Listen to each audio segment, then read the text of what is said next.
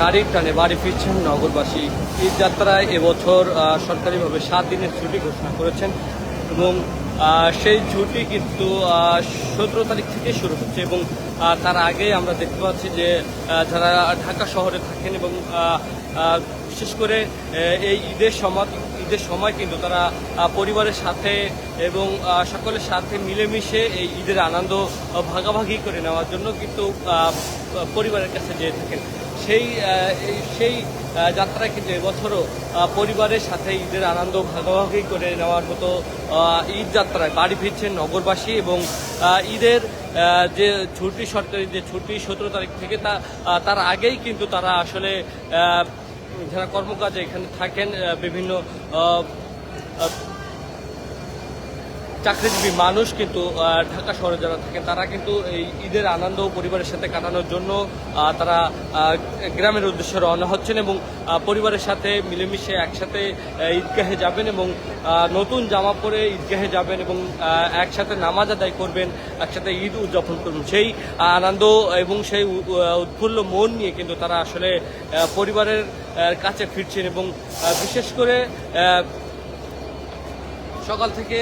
এখানে কমলাপুর রেল স্টেশনে যে সকল ট্রেন এখান থেকে ছাড়ছেন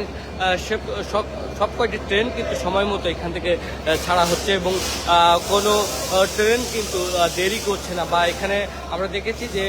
ঈদ যাত্রায় যেন সুন্দর এবং সুস্থভাবে পরিবারের কাছে যাত্রীরা বা নগরবাসী পৌঁছাতে পারেন, সেজন্য কিন্তু এখানে আইনশৃঙ্খলা বাহিনীর একটি কন্ট্রোল রুম রয়েছেন এবং সার্বক্ষণিক তারা নজরদারিতা করছেন। এছাড়াও র্যাবের একটি কন্ট্রোল রুম রয়েছেন, তারা সার্বক্ষণিক নজরদারিতা করছেন এবং এখানে তারা সার্বক্ষণিক দেখভাল করছেন এবং কোনো ধরনের যদি সহিংসতা বা কোনো ধরনের দুর্ঘটনা হয় সে বিষয়ে কিন্তু তারা সার্বক্ষণিক নজরদারিতা রেখেছেন এবং সকাল থেকে ট্রেন কিন্তু সময় মতো আসছেন এবং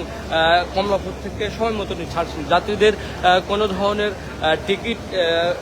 টিকিটের যে ভোগান্তি, আসলে সেই ভোগান্তি কিন্তু নাই। আসলে ভাবে কিন্তু টিকিট সংগ্রহ করতে পেরেছেন যাত্রীরা, একটি অনলাইনের মাধ্যমে আর একটি কাউন্টার থেকে সরাসরি এসে টিকিট কেটে দুইভাবে কিন্তু টিকিট সংগ্রহ করতে পেরেছেন যাত্রীরা এবং একটি অনলাইনের মাধ্যমে কিন্তু তারা টিকিট কেটেছেন এবং আরেকটি কাউন্টারে এসে লোকাল যে টিকিটগুলো রয়েছেন সেই টিকিটও কিন্তু তারা কাটতে পারছেন এবং আমরা স্টেশন ম্যানেজারের সাথে কথা বলেছি। তিনি বলছেন যে ট্রেনের ছাদে ওঠা যে একটি ঝুঁকিপূর্ণ, সেজন্য সেই ঝুঁকিপূর্ণ কাজ এড়াতেও কিন্তু তারা সার্বক্ষণিক এখানে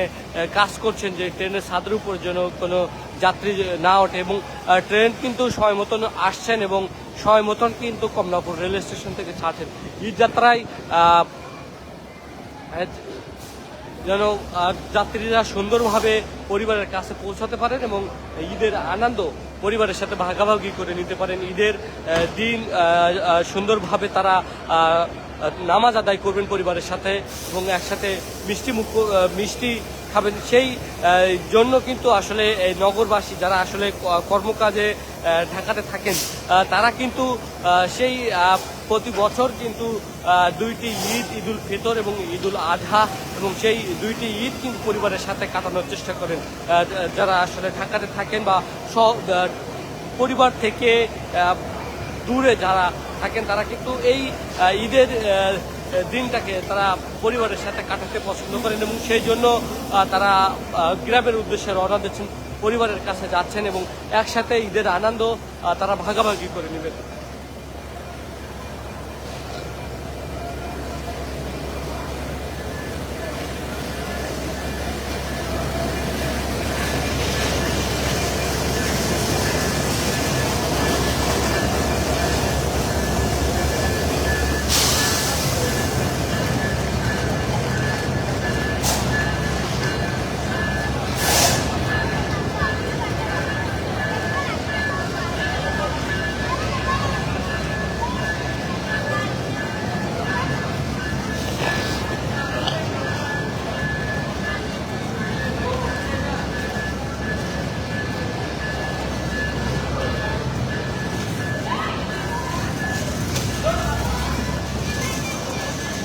কমলাপুর রেল স্টেশনে এখন পর্যন্ত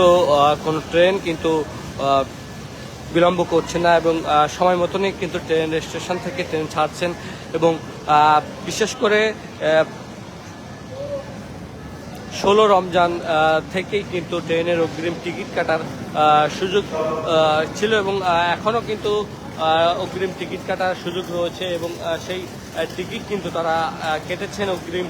টিকিট কেটে অনলাইনের মাধ্যমে এবং কেটে সেই অনুপাতে কিন্তু তারা ট্রেনে উঠছেন এবং উঠে গ্রামের উদ্দেশ্যে রওনা দিচ্ছেন। বিশেষ করে সরকারি যে ছুটি এবং এবছর 7 দিন সরকারি ছুটির ঘোষণা রয়েছে এবং সেই ছুটি কিন্তু 17 তারিখ থেকেই কিন্তু শুরু হবে এবং তারপরে ঈদের যে আসলে 20 তারিখ বা 21 তারিখ সম্ভবত এই দুই দিনের মধ্যেই কিন্তু ঈদুল ফিতর অনুষ্ঠিত হবে। তারপরে ঈদের পরে 3 দিন পার করে তারপরে কিন্তু আবার পুনরায় ঢাকাতে কর্মকাজে ফিরে আসবেন এই যারা ঈদের ছুটিতে বাড়িতে যাচ্ছেন। সেই জন্য মোট 7 দিনের ঈদের ছুটি ঘোষণা করেছেন সরকারিভাবে। আমরা দেখতে পাচ্ছি যে পরিবারের সাথে একসাথে ঈদ উদযাপন করবেন, সেজন্য সকলে একসাথেই কিন্তু বাড়িতে যাচ্ছেন, গ্রামের উদ্দেশ্যে যাচ্ছেন এবং বিশেষ করে একসাথে এলাকার সকলের সাথে মিলেমিশে ঈদ উদযাপন করবেন, এটাই কিন্তু সকলের আশা।